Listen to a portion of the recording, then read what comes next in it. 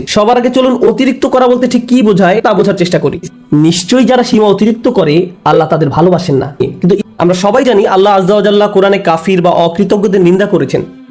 আল্লাহ আযজা ওয়া জাল্লা তাদেরও সমালোচনা করেছেন যারা মুনাফিক এবং শিরকে লিপ্ত। কিন্তু কোরআনে ব্যাপকভাবে আলোচিত আরেকটি দল সম্পর্কে আমরা তেমন কোনো কথা বলি না, তারা হলো মুসরিফিন। প্রসঙ্গত আপনাদের অবগতির জন্য বলছি, সহজ কথায় মুসরিফিন হলো যারা সীমার অতিরিক্ত, প্রয়োজন অতিরিক্ত বা মাত্রাতিরিক্ত কিছু করে। ফিরআউনের জন্য এই পরিভাষাটি ব্যবহার করা হয়েছিল। কোরআনে বলা হয়েছে ওয়া আন্নাল মুসরিফিন হুম আসহাবুন নার, এবং সীমা লঙ্ঘনকারীরাই জাহান্নামী। তাই এটা আসলেই কঠিন একটা শব্দ। যারা অতিরিক্ত করে, মাত্রাতিরিক্ত করে, আর বেশি বা অতিরিক্ত করার বিভিন্ন পর্যায়ে রয়েছে। আল্লাহ তাআলা কোরআনে একজন নবীর উদ্ধৃতি দিয়েছেন যখন তিনি তার সম্প্রদায়কে উদ্দেশ্য করে বলছিলেন ওয়ালা তুতিউ আমরাল মুসরিফিন, এবং তোমরা সীমা লঙ্ঘনকারীদের নির্দেশের আনুগত্য করো না। সুতরাং দেখা যাচ্ছে সীমার অতিরিক্ত করা একটা ঘৃণিত খারাপ গুণ, আর বিষয়টা উপলব্ধি করা গুরুত্বপূর্ণ। আল্লাহ আযজা ওয়া জাল্লা আকাশের বর্ণনা দিতে গিয়ে বলেছেন আস-সামাআ রাফাআহা ওয়া ওয়াদাআল মিজান, অর্থাৎ তিনি আকাশকে সমুন্নত করেছেন আর তাতে তিনি পাল্লা স্থাপন করেছেন, ভারসাম্য স্থাপন করেছেন। মানে হলো পৃথিবী, চন্দ্র, সূর্য সবকিছু তার নির্দিষ্ট জায়গায় ভারসাম্যপূর্ণ উপায়ে স্থাপন করা হয়েছে। দিন রাতের সাথে ব্যালেন্স রক্ষা করে চলে। মহাকাশে যা কিছু আছে কুল্লুন ফি ফালাকি ইয়াসবাহুন, সবাই আপন আপন কক্ষপথে বিচরণ করে। এভাবেই আল্লাহ বিষয়সমূহ পছন্দ করেন। বিভিন্ন জিনিস একে অন্যের সাথে সঙ্গতি এবং ভারসাম্য বজায় রেখে চলুক। সূরা আর রহমানে আল্লাহ এই ব্যাপারটি বর্ণনা করার পর আরো যোগ করেন আল্লাহ তাতাগাউ ফিল মিজান, যাতে তোমরা ভারসাম্য লঙ্ঘন না করো, যাতে তোমরা ভারসাম্য রক্ষা করে চলো এবং কোনো কিছু সীমার অতিরিক্ত বা মাত্রাতিরিক্ত না করো। মহাকাশের সবকিছু ঠিক যেমন একটা ভারসাম্য এবং সমন্বয় বজায় রেখে চলছে, আমাদেরও সবকিছুতে ভারসাম্য বজায় রেখে চলা উচিত। আমাদের ব্যবসা বাণিজ্য, আমাদের চলাফেরা, চিন্তা পদ্ধতি সবকিছুতে ভারসাম্য রক্ষা করে চলা উচিত। সবার আগে চলুন অতিরিক্ত করা বলতে ঠিক কি বোঝায় তা বোঝার চেষ্টা করি। ইসরাফ শব্দের সাধারণ অর্থ হলো প্রয়োজনের অতিরিক্ত করা, মাত্রাতিরিক্ত করা। একটা উদাহরণ দিচ্ছি, রমজানের সময় ইফতার শুরু করার পূর্বে অনেকেই নিজের প্লেটে যত পারেন খাবার নিতে থাকেন। তখন মনে মনে ভাবেন এগুলো শেষ করা কোনো ব্যাপারই না, কিন্তু প্লেটের 25% খাবার শেষ করতেই আপনার পেট ভরে যায়। তাহলে দেখা যাচ্ছে আপনি যতটুকু খেতে পারবেন তার চেয়ে অনেক বেশি নিজের প্লেটে নিয়েছেন, কারণ আপনি ইসরাফে ভুগছেন। যা দরকার তার চাইতেও অনেক বেশি নিচ্ছেন, কারণ আপনার ক্ষুধার অনুভূতির ক্ষতিপূরণ করছেন। খাবারের ইসরাফ যেহেতু অনেক কমন, তাই আরেকটা উদাহরণ দিচ্ছি। যেমন ধরুন মানুষ বিয়ে বা অন্য কোনো খাওয়ার দাওয়াতে যায়, আর সেখানে হয়তো সারিবদ্ধভাবে সবাইকে খাবার সংগ্রহ করতে হয়, সবাইকে নিজ নিজ প্লেটে খাবার নিতে হয়। তো আপনার হয়তো মুরগির গোশত অনেক পছন্দের, তাই মুরগির গোশতের সামনে গিয়ে যত পারেন নিজের প্লেটে পুরতে থাকেন, কারণ পেছনে লম্বা লাইনের দিকে তাকিয়ে আশঙ্কা করেন যে পরের বার আসলে হয়তো আর পাবেন না। তাই এত বেশি পরিমাণে নিজের প্লেটে নেন, মনে হয় যেন এটা দিয়ে একটা রেস্টুরেন্ট খুলতে পারবেন। আপনি এমনটা করেন কারণ আপনি তখন ইসরাফে ভুগছেন। আপনি সবটা খেতে পারবেন না, তবুও অনেক বেশি আপনার প্লেটে নিয়েছেন। ইসরাফ শুধু প্লেটে অতিরিক্ত খাবার নেয়ার নামই নয়, বরং বেশি খাওয়াটাও ইসরাফ। আপনার পেট ইতিমধ্যে ভরে গেছে, আপনি তবুও খাচ্ছেন। আপনি সারাক্ষণ কিছু না কিছু চাবাচ্ছেন, শুধু ভোগের উপরে আছেন। খাবারের ক্ষেত্রে আপনার যেটা খাওয়া উচিত নয় সেটা অনেক বেশি পরিমাণে ভক্ষণ করাটাও ইসরাফ। হ্যাঁ, শরীর ঠিকভাবে কাজ করার জন্য চিনি দরকার, শর্করা দরকার, কিন্তু সবকিছু একটা সহনীয় মাত্রায় থাকতে হবে। এখন আপনি যদি সারাক্ষণ চকলেট বা মিষ্টি জাতীয় খাবার খেতে থাকেন, ঠিক প্রকৃতিতে যেমন ভারসাম্য রয়েছে, ঠিক তেমনি আপনি যদি খাবারের ভারসাম্য বিনষ্ট করেন, একটার চেয়ে অন্যটা বেশি পরিমাণে খান, আপনার শরীরে এর বিরূপ প্রতিক্রিয়া দেখা দিবে। এই প্রতিক্রিয়া হয়তো এখন দেখা যাচ্ছে না, কিন্তু 1 দশক পরে হার্টের সমস্যা, ডায়াবেটিসের জন্য ডাক্তারের শরণাপন্ন হতে হচ্ছে, কারণ আপনি ইসরাফে ভুগছিলেন। তাহলে দেখা যাচ্ছে ইসরাফ একজন মানুষের জীবনে বহু খারাপ পরিণতি নিয়ে আসে।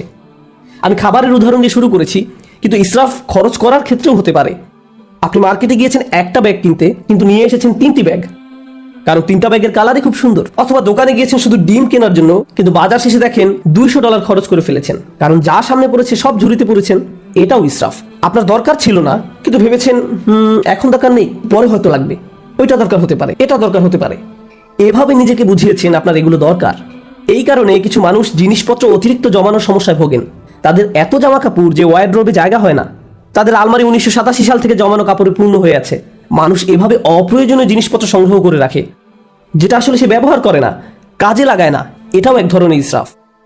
আপনি বাসায় গেলে নিজেই বলতে পারবেন জিনিসপত্র জমিয়ে রাখার সমস্যায় ভুগছেন কিনা। যদি দেখেন এখানে সেখানে ছোটখাটো জিনিসপত্র পড়ে আছে, বুঝতে পারছেন না কোথায় রাখবেন, জানেনও না এটা আসলে কোন কাজে লাগে, মনে মনে ভাবেন এটা আসলে কি কাজে লাগে। এরকম যদি অনেক থাকে, সম্ভবত আপনি ইসরাফে ভুগছেন।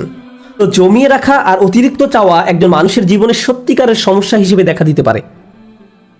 খাওয়া এবং জমিয়ে রাখার অভ্যাস ছাড়াও ইসরাফ হতে পারে বিনোদনের ক্ষেত্রে। সবারই মাঝে মাঝে একটু রিল্যাক্স দরকার পড়ে। সোশ্যাল মিডিয়ায় কিছু একটা দেখা, কোথাও ঘুরতে যাওয়া বা কিছুক্ষণ খেলাধুলা করার মাধ্যমে একটু বিরতি নিতে পারেন, এটা সমস্যা না। কিন্তু কিছু কিছু মানুষের জন্য তার গোটা জীবনটাই যেন একটা বিরতি। ঘুম থেকে উঠেই বিনোদন করা শুরু করে, ঘুমোতে যাওয়ার সময়ও বিনোদন করে, একটার পর একটা জিনিস ক্লিক করতে থাকে, এভাবে ঘন্টার পর ঘন্টা পার হয়ে যায়। এটাও এক ধরনের ইসরাফ। কারোর সাথে বসবাস করা ঠিক আছে, কিন্তু হোয়াটসঅ্যাপে যদি আপনার বসবাস হয়ে থাকে তাহলে সেটা তো সমস্যা। সুতরাং সবকিছুর একটা ভারসাম্য যেমন আছে, ঠিক তেমনি অতিরিক্ত করে ফেলার ঝুঁকিও আছে। আর কোনো কিছুতে অতিরিক্ত ডুবে থাকা আসলেই সমস্যাজনক। আল্লাহ আযজা ওয়া জাল্লা এক জায়গায় সবচেয়ে কম ধমকের সুরে বলছেন, ইন্নাল্লাহা লা ইউহিব্বুল মুসরিফিন, নিশ্চয়ই যারা সীমা অতিরিক্ত করে আল্লাহ তাদের ভালোবাসেন না। কিন্তু ইসরাফ বিষয়ক যে আয়াতটি আমি আপনাদের সাথে শেয়ার করতে চাই, সূরা ইউনূসের আয়াত, আমি খুতবার শুরুতে আয়াতটি তিলাওয়াত করেছিলাম। বক্তব্য চলাকালে অন্যান্য ইসরাফ সম্পর্কেও আলোকপাত করব ইনশাআল্লাহ। এখানে যে ব্যাপারটি তিনি তুলে ধরেছেন তা কোরআনের আরও কিছু জায়গাতেও আলোচনা করা হয়েছে। তিনি বলছেন, মানুষ যখন কঠিন কোনো পরিস্থিতিতে পড়ে যায়, সেটা অর্থনৈতিক কোনো সমস্যা হতে পারে, স্বাস্থ্যগত কোনো সমস্যা হতে পারে, পারিবারিক কোনো সমস্যা হতে পারে, ধর্মীয় সংকট হতে পারে, যে কোনো ধরনের সংকটই হোক না কেন, যা মানুষের উপর পতিত হয়, দাআনা লিজানবিহি আও কাঈদান আও কাঈমান, তখন সে আল্লাহকে ডাকতে থাকে, ইয়া আল্লাহ, আমাকে এই পরিস্থিতি থেকে বাঁচিয়ে দিন, একমাত্র আপনি আমাকে এখন বাঁচাতে পারেন, আমি সব উপায়ে চেষ্টা করেছি, আমাকে সাহায্য করার কেউ নেই একমাত্র আপনি ছাড়া। যে ব্যক্তি দাঁড়িয়ে বসে শয়নে আল্লাহকে ডাকতে থাকে, ইয়া আল্লাহ, আমার এই সমস্যাটা দূর করে দিন, আমাকে সাহায্য করুন, আমাকে সাহায্য করুন, আমাকে সাহায্য করুন, তখন সে বেপরোয়া হয়ে আল্লাহকে ডাকতে থাকে। ফালাম্মা কাশাফনা আনহু দুররাহ, তারপর যখন আমি তার সেই কষ্ট দূর করে দেই, মাররান কাআল্লাম ইয়াদউনা, তখন সে এমনভাবে চলতে থাকে মনে হয় যেন তাকে কোনো দুঃখ কষ্ট স্পর্শ করার কারণে সে আমাকে ডাকেইনি। তাহলে দেখা যাচ্ছে যখন আপনি কোনো সমস্যায় পতিত হন তখন বেপরোয়া হয়ে আল্লাহকে ডাকতে থাকেন, কিন্তু আল্লাহ তাআলা যখন সমস্যাটি সমাধান করে দেন তখন পূর্বাবস্থায় ফিরে যান। তখন আমরা এমন আচরণ করি মনে হয় যেন আমরা আল্লাহর নিকট কোনো প্রার্থনা করিনি, আমাদের চোখ থেকে অশ্রু নির্গত হয়নি, কিন্তু আমরা ঠিকই তখন কেঁদেছিলাম। আর এখন আমাদের কষ্ট দূর করে দেওয়ার পর আমরা আল্লাহকে ভুলে গিয়েছি, নিজের মতো করে জীবনে চলা শুরু করেছি। আপনাদের মনে প্রশ্ন আসতে পারে যে এর সাথে তাহলে ইসরাফের সম্পর্ক কি? মনে হচ্ছে এর সাথে ইসরাফের কোনো সম্পর্ক নেই, কিন্তু আল্লাহ যেভাবে এই আয়াতের সমাপ্তি টেনেছেন তার সাথে এর সম্পর্ক রয়েছে। কাযালিকা যুয়িনা লিল মুসরিফিনা মা কানু ইয়ামালুন, এভাবেই যারা সীমার অতিরিক্ত করে তাদের জন্য তাদের কাজকর্মগুলোকে চাকচিক্যময় বানিয়ে দেওয়া হয়েছে। এই আয়াতটি আমাদের জীবনের খুবই গোপন একটা বিষয় সম্পর্কে জানান দিচ্ছে।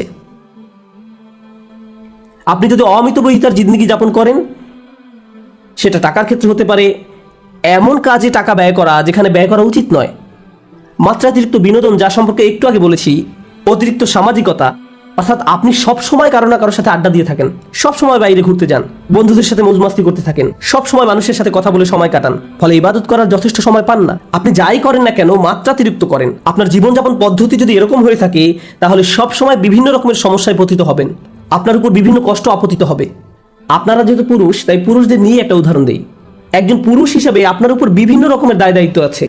আপনার বাবা মায়ের প্রতি দায় দায়িত্ব আছে, ভাই বোনের প্রতি দায়িত্ব রয়েছে, আপনার স্ত্রীর প্রতি দায়িত্ব রয়েছে, আপনার সন্তান সন্ততির উপর দায়িত্ব রয়েছে, তার উপর রয়েছে ধর্মীয় দায় দায়িত্ব, চাকরির দায় দায়িত্ব, অর্থনৈতিক দায় দায়িত্ব, বন্ধু বান্ধবের খোঁজ খবর নেয়া, নিজের শরীর ঠিক রাখা সহ নানান রকমের ব্যাপার চারিদিক থেকে প্রতিনিয়ত আপনাকে টানছে। এখন কেউ যদি সিদ্ধান্ত নেয় যে সে সব কিছু ভুলে শুধু তার স্বাস্থ্যের উন্নতি নিয়ে পড়ে থাকবে, পাল্লাটা এখন একদিকে নামিয়ে দিয়েছে, সে হয়তো ভালো স্বাস্থ্য অর্জন করবে ঠিকই, কিন্তু জীবনের অন্যান্য ব্যাপারগুলো তার জন্য নানান রকম সমস্যা বয়ে নিয়ে আসবে। অথবা কেউ বলল আমি শুধু আমার সন্তানদের যত্ন নিব, বাবা মায়ের কথা ভুলে যাব, তাদের কথা ভুলে যান, তাহলেও আপনার জীবনে বহু সমস্যা দেখা দিবে। তাই আমরা যদি একটা ব্যাপারের কুরবানি দিয়ে অন্য ব্যাপারগুলো নিয়ে পড়ে থাকি, সব সময় কিছু না কিছু থাকবে যা আপনার মনোযোগের দাবি জানাবে, যার ভারসাম্য রক্ষা করা প্রয়োজন।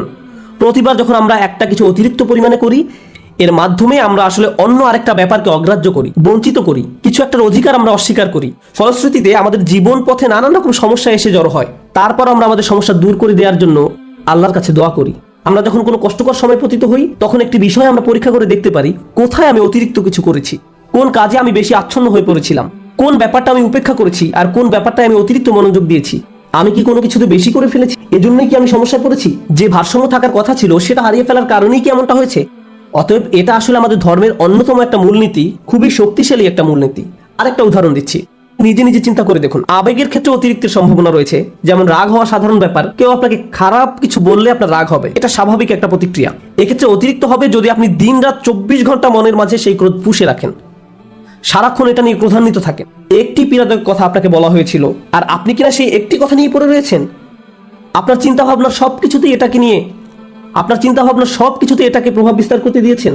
এর ফলে সবকিছুতে আপনার দৃষ্টিভঙ্গি পরিবর্তিত হয়ে গিয়েছে। কোনো কিছুই আপনাকে আর সুখী করে না, ভালো লাগে না। যেসব ব্যাপার আপনাকে কখনোই রাগান্বিত করতো না, সে ব্যাপারগুলো নিয়েও আপনি রেগে যান। সবকিছুতেই আপনি বিরক্তি প্রকাশ করেন।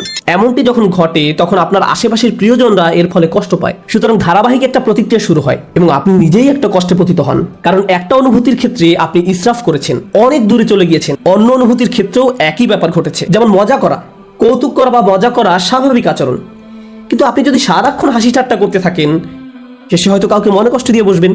কোনো কিছুতেই সিরিয়াস হতে পারবেন না। গুরুত্বপূর্ণ কিছু বলা হলো আর আপনি কিনা এটা নিয়ে মশকরা করতে থাকবেন। এর ফলে আপনি অন্য মানুষদের অনুভূতি উপলব্ধি করতে পারছেন না, তাদের প্রয়োজনটা আপনি বুঝতে পারছেন না। তাহলে ইসরাফ একজন মানুষের জীবনে বহু সমস্যা তৈরি করে। ইসরাফ নিয়ে আমার প্রিয় একটা দোয়া, যেটা সূরা আল ইমরানে এসেছে। আমি বহু কারণে এই দোয়াটি পছন্দ করি। তার একটি কারণ হলো আল্লাহ আযজা ওয়া জাল্লা এমন কিছু মানুষের প্রশংসা করেছেন যারা রাসূলুল্লাহ সাল্লাল্লাহু আলাইহি সাল্লামের আগমনের বহু শতাব্দী পূর্বে তাদের নিজেদের নবীর সাথে নিয়ে আল্লাহর রাস্তায় যুদ্ধ করত। সেই মানুষদের নিজেদের নবী ছিল এবং তাদেরকে আল্লাহর রাস্তায় জীবন বিলাত আহ্বান জানানো হতো। যুদ্ধে যাওয়ার পূর্বে তারা এই দোয়াটি করত, وما كان قولهم إلا أن قالوا রব্বানা ইগফির লানা যুনুবানা ওয়া ইসরাফানা ফি আমরিনা ওয়া সাব্বিত আকদামানা ওয়ানসুরনা আলাল কওমিল কাফিরিন। চারটা বিষয় চেয়ে তারা আল্লাহর নিকট দোয়া করত হাজার হাজার বছর পূর্বে। আল্লাহ দেখলেন এই দোয়াটি এতটাই কালোত্তীর্ণ এবং মূল্যবান যে তিনি দোয়াটিকে কোরআনের অংশ করে দিলেন। প্রথমত আল্লাহর রাস্তায় যুদ্ধ করা এই মানুষগুলো বলতো, হে আল্লাহ, আমাদের পাপগুলো ক্ষমা করে দিন। রব্বানা ইগফির লানা যুনুবানা, রব্বানা ইগফির লানা যুনুবানা, আমাদের ভুলগুলো, আমাদের লজ্জাজনক কাজগুলো ঢেকে দিন। দ্বিতীয়ত ওয়া ইসরাফানা ফি আমরিনা, এবং বিভিন্ন কাজে কর্মে আমাদের যে বাড়াবাড়িগুলো রয়েছে তাও ঢেকে দিন। জীবনের বিভিন্ন ক্ষেত্রে প্রতিটি সিদ্ধান্ত নেওয়ার সময় যে বাড়াবাড়িগুলো করেছি, সীমার অতিরিক্ত যা কিছু করেছি, সেগুলো মাফ করে দিন। তাহলে তারা তাদের পাপগুলোকে একটা সমস্যা হিসেবে দেখলেন এবং কাজে বাড়াবাড়িগুলোকে আরেকটা সমস্যা হিসেবে দেখলেন। জানেন, দিন পালন করার ক্ষেত্রে অতিরিক্ত করার সমস্যা দেখা দিতে পারে। কোরআন আমাদেরকে বলছে লা তাগলু ফি দীনিকুম, তোমরা দিনের ব্যাপারে বাড়াবাড়ি করো না। দিন পালনের ক্ষেত্রে কিভাবে বাড়াবাড়ি হয়? যেমন একজন বলল, আমি কোরআন শিখতে চাই। আমি বললাম, চমৎকার, খুবই খুশি যে তুমি কোরআন শিখতে চাইছো। সে বলল, না, আমি দিনরাত 24 ঘন্টা কোরআন পড়তে চাই। আমি বললাম, একটু থামো, তোমার ফ্যামিলি আছে, তাদের প্রতি তোমার দায়িত্ব কর্তব্য রয়েছে, তোমার চাকরি আছে, তোমাকে তোমার ছেলে মেয়েদের দেখাশোনা করতে হবে, তোমার স্বামী বা স্ত্রীর জন্য সময় ব্যয় করতে হবে। না না, আমি শুধু আল্লাহর কালাম শিখতে চাই, আল্লাহর কালাম আমার জন্য যথেষ্ট, আল্লাহ তাদের দেখাশোনা করবে। আমি বললাম, যে বইটা তুমি সারাদিন পড়ছো সেটাই তোমাকে এই দায়িত্বগুলো পালন করার কথা বলছে। এভাবেও ইসরাফ ঘটে। একবার একদল বোনের সাথে আমার সাক্ষাৎ হয় যারা কোরআন অধ্যয়নে প্রচুর সময় ব্যয় করতেন। তারা দিনে হয়তো 16-17 ঘন্টা সময় ব্যয় করতেন কোরআন অধ্যয়নে। সে সময় দারুণ একটা ব্যাপার ঘটে।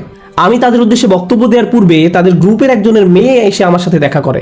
সে বলে, আপনি এখন এই গ্রুপের উদ্দেশ্যে বক্তব্য দিবেন? আমার আম্মু এই দলের সদস্য, আপনি কি একটু তাদের থামতে বলবেন? আমি বললাম, কি? সে বলল, কারণ আমি আমার আম্মুকে খুব মিস করি, তার সাথে আমার খুবই কম দেখা হয়। তিনি সব সময় পড়ালেখা করেন, বাসায় থাকলেও তার কানে হেডফোন থাকে এবং বলেন, আমাকে ডিস্টার্ব করো না। তিনি কোরআনের শব্দ পড়ায়, ব্যাখ্যা পড়ায় সব সময় ব্যস্ত থাকেন। আমি আশা করছি আপনি এই ব্যাপারে তাকে কিছু বলবেন। জানেন সবচেয়ে ভয়ঙ্কর ব্যাপার কি ছিল? সে আরো বলেছিল, আমার মায়ের কারণে আমার এখন আর কোরআন পড়ার কোনো আগ্রহ নেই। তারপর আমি যখন তাদের সামনে কথা বলতে গেলাম, আমি এই মেয়েটি সম্পর্কে কিছুই বললাম না। আমি বললাম, চলুন আজকে সবাই মিলে কিছু আয়াত অধ্যয়ন করি। তারপর আমরা কয়েকটি আয়াত পড়লাম। তার মাঝে কয়েকটি আয়াত ছিল, ওয়া ইলাস সামাই কাইফা রুফিআত ওয়া ইলাল জিবালি কাইফা নুসিবাত, এবং আকাশের দিকে কি লক্ষ্য করে দেখো না কিভাবে সেটা উঁচু করা হয়েছে, আর পাহাড়ের দিকে কি দেখো না কিভাবে তা স্থাপন করা হয়েছে। তারপর আমি জিজ্ঞেস করলাম, আপনাদের কে কে এই আয়াতগুলো অধ্যয়ন করেছেন? সবাই হাত তুলল। তারপর বললাম, আপনাদের কে কে পাহাড় পর্বত দেখেছেন? আপনাদের কে কে রাতের আকাশে তারা দেখেন? এমনটা করেছেন কখনো? তারা বলল, না না, আমাদের তো কোরআন পড়তে হবে। কিন্তু সেই কোরআনই তো আপনাদেরকে এসব করতে বলছে। কিন্তু কোরআনেই আফালাম ইয়াসিরু ফিল আরদ, তারা কি জমিনে ভ্রমণ করেনি? তারা কি আল্লাহ সুন্দর সৃষ্টি দেখেনি? আপনারা এই সম্পর্কে পড়তে চান কিন্তু কাজটি করতে চান না। অথচ আল্লাহ বলছেন বাহিরের পৃথিবী দেখার জন্য। অন্য কথা, এমনকি ধর্মীয় কাজে অতিরিক্ত করার সম্ভাবনা থাকে। এটা পরিহাসের ব্যাপার যে মানুষ কোরআন পড়ছে আবার একই সময় কোরআনের নির্দেশনাকে উপেক্ষা করছে। এমনটাও ঘটতে পারে। ইসরাফ আমাদের আবেগের বেলায় ঘটতে পারে। আমি সক্রিয় আবেগ, রাগের ব্যাপারে আগে কথা বলেছিলাম। ইসরাফ কিন্তু নিষ্ক্রিয় আবেগ, যেমন চুপ থাকার ক্ষেত্রেও ঘটতে পারে। যেমন ধরুন, কেউ হয়তো আপনার প্রতি বা আপনার পরিবারের কারো প্রতি অন্যায় করেছে, তখন আপনি ভাবলেন আমার ধৈর্য ধারণ করা উচিত, চুপ থাকা উচিত। এখন আপনার এই চুপ থাকার কারণে অন্যায়কারী একটার পর একটা অন্যায় করেই যাচ্ছে। আপনি ভাবছেন আমার ধৈর্যের পরীক্ষা হচ্ছে, আমাকে আরো বেশি চুপ থাকতে হবে। আপনার এই চুপ থাকার কারণে অন্যায় করার পরিমাণ এখন আরো 10 গুণ বৃদ্ধি পেয়েছে। আপনি এখানে ইসরাফ করেছেন। আপনার চিৎকার চেঁচামেচি করার দরকার নেই, আবার ব্যাপারটা নিয়ে অজ্ঞ থাকারও কথা নয়। আপনার তো অন্তত পক্ষে সত্যটা মুখ দিয়ে বলার দরকার ছিল, কালোকে কালো বলার দরকার ছিল, যা সত্যি তা বলা উচিত ছিল। ওয়াতাওয়াসাউ বিল হক বলতে তো এটাই বোঝায় তারা একে অন্যকে সত্যের উপদেশ দেয়। বিষয়টা যেমন তাকে তেমনই বলা উচিত ছিল। যদি অন্যায় হয়ে থাকে অন্যায় বলতে হবে, সরি মা এটা ঠিক নয়, সরি বাবা এটা ভুল, সরি আমার স্বামী বা স্ত্রী তুমি ঠিক কাজ করনি। অন্যায় করলে বলতে হবে। আপনি যদি এই কাজটি না করেন তাহলে আপনি নিজের বিরুদ্ধে ইসরাফ করলেন বা অন্য কারো বিরুদ্ধে করলেন। তাহলে দেখা যাচ্ছে স্থান কাল পাত্র ভেদে ইসরাফ বিভিন্নভাবে প্রকাশ পেতে পারে। আমি আপনাদের সকল ক্ষেত্রের উদাহরণ দিতে পারবো না। আপনাকে আপনার নিজের জীবনের দিকে সতর্ক দৃষ্টি ফেলতে হবে। কোথায় আমি অনেক বেশি করছি আর কোথায় আমি যথেষ্ট পরিমাণ করছি না, কোন জায়গা থেকে আমি ফোকাস কমিয়ে ফেলেছি। এমনকি ভালোবাসার ক্ষেত্রেও ইসরাফ ঘটতে পারে। আপনি কাউকে নিয়ে অতিরিক্ত মাত্রায় আচ্ছন্ন হয়ে পড়েন, অতিরিক্ত পরিমাণ ডুবে থাকেন, মা তার সন্তানের প্রতি মাত্রাতিরিক্ত আসক্ত হয়ে পড়ে, সবসময় সে তার ছেলের চিন্তায় মশগুল থাকে। কি করছে এখন, কি খেয়েছো, ভালোভাবে ঘুমিয়েছো, তুমি কি এখনো অফিসে, বাসায় আসবে কখন, বাসায় আসছো না কেন, সারাক্ষণ সারাক্ষণ ছেলের চিন্তা তাকে ব্যস্ত করে রাখে। কোনো মা যদি এমনটা করে তাহলে সে তার স্বামীর প্রতি কর্তব্য পালন করতে পারবে না, তাহলে সালাতে যেভাবে তার মনোযোগ রাখার কথা ছিল রাখতে পারবে না, তাহলে সে তার নিজের স্বাস্থ্যের যত্ন নেওয়ারও সময় পাবে না। এক্ষেত্রেও আমরা একই পরিণতি দেখতে পাচ্ছি। আপনি যখন একদিকে মাত্রাতিরিক্ত মনোযোগ দিবেন তখন অন্য দিকগুলোর ভারসাম্য নষ্ট হবে, আর এই ভারসাম্য ঠিক রাখা সহজ ব্যাপার নয়। এজন্যই এই দোয়ার কথাগুলো আসলেই তাৎপর্যপূর্ণ। প্রথমে আমরা আল্লাহর কাছে আমাদের গুনাহ মাফের জন্য দোয়া করছি, তারপর আমরা দোয়া করছি আমাদের কাজকর্মে বাড়াবাড়িগুলো ঢেকে দেওয়ার জন্য। অন্য কথায় যখনই আপনি কোনো কিছু মাত্রাতিরিক্ত করে ফেলছেন নিশ্চয়ই এর ফলে অন্য কিছুর ভারসাম্য বিনষ্ট হয়ে গিয়েছে। ওয়াসাব্বিত আকদামানা, আমাদেরকে দৃঢ় পদ রাখুন, আমাদেরকে অবিচল রাখুন। সাব্বিত আকদামানা, পা সুদৃঢ় করুন। আমরা এখান থেকে কি শিখছি? ইসরাফ কি করে? ইসরাফ আপনার জীবনের ভারসাম্য নষ্ট করে ফেলে। আমরা সূরা ইউনূসের অন্য একটি আয়াত শিখেছি ইসরাফ আমাদের জীবনে নানা রকম সমস্যা নিয়ে আসে, আর এখানে আমরা শিখছি আমাদের পা দৃঢ় থাকবে না যদি আমাদের জীবনে ইসরাফ থাকে। প্রতিবার যখন কিছু আপনি মাত্রাতিরিক্ত করছেন জীবনের অন্য কিছু তার গতিপথ হারিয়ে ফেলতে পারে।